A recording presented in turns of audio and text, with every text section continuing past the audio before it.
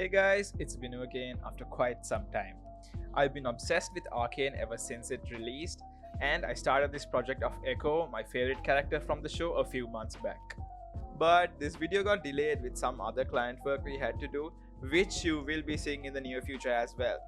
So without any further ado, let's get into how I made this fun little animation of Ekko from Arcane. So Arcane is one of the best animated shows that I've ever watched, and it really revolutionized and raised the bar for the quality of TV animation. And like I said, my favorite character from the show was Ekko. He's got this really cool alter ego apart from his already cool day-to-day look. He's basically the leader of a group of rebels called the Firelights. So I wanted to create an animation of him transforming from his normal look to his Firelight costume. What really inspired me for this animation was the sequence where he fights Jinx, and as he presses his stopwatch, he transitions between the two styles. So similar to this sequence, there was an introduction of the Firelight group in this really cool grungy spray painted sort of art style. So I wanted to emulate that style for his Firelight costume and recreate the normal Arcane art style for his normal look, all inside of grease pencil. So to start off with, I familiarized myself with the character by doing a sketch of him.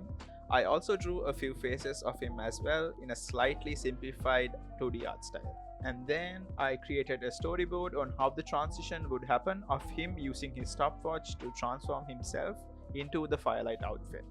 Since I would be animating this completely inside of Blender, I wanted to make sure that I could emulate the normal look of the show where it has this 3D plus 2D hybrid look.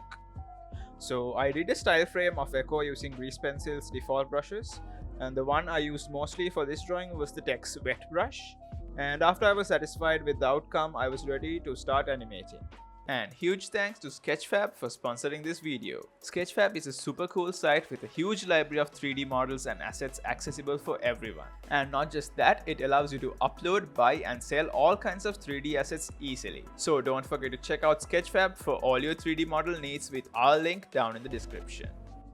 So I'm starting out by drawing out Ekko in a menacing and dramatic pose where he's looking towards our camera. The main part that I will be animating is his arm, so I'm drawing the key poses for that on a separate grease pencil object. I feel like I can give some animation to his facial features as well with the sculpt tool, so I'm drawing his eyes and eyebrows on a separate grease pencil object as well.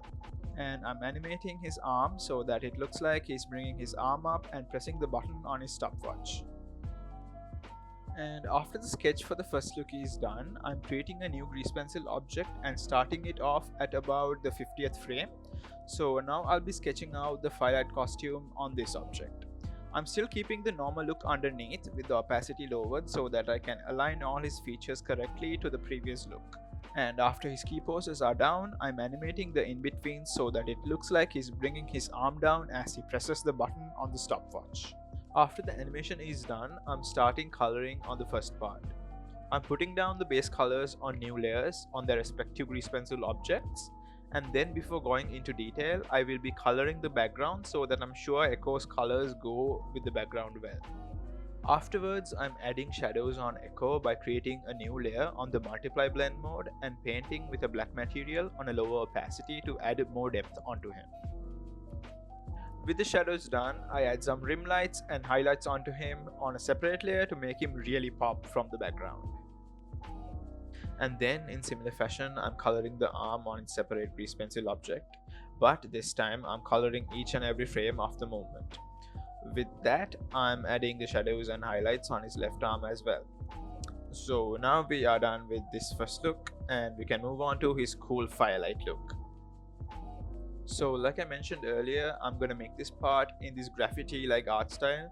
So I looked at this sequence and studied what elements of that I can translate over into this animation. Since there is like an outline around the character's features in black, I'm starting off by inking my sketch and giving it some imperfect spray paint like dots here and there to make it look a bit more organic. And I will be inking his left arm the same way on its own grease pencil object. This art style has really prominent and exaggerated shadows, so I'm doing a rough pass on the shadows that I can add onto his body.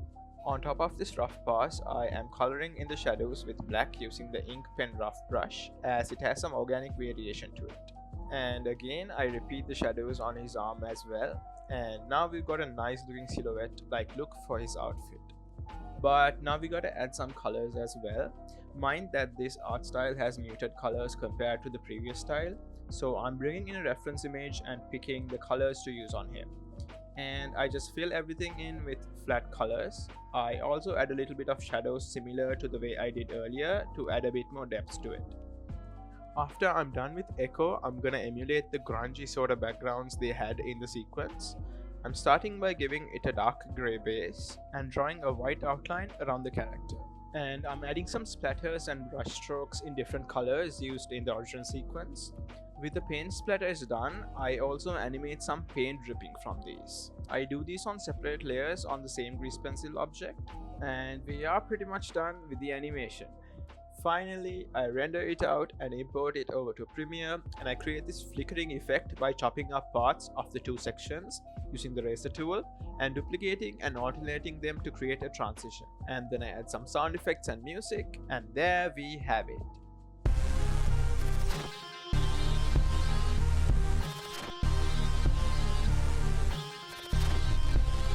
So thank you so much for watching, and I hope you guys enjoyed today's video and got inspired to make your own cool little animations.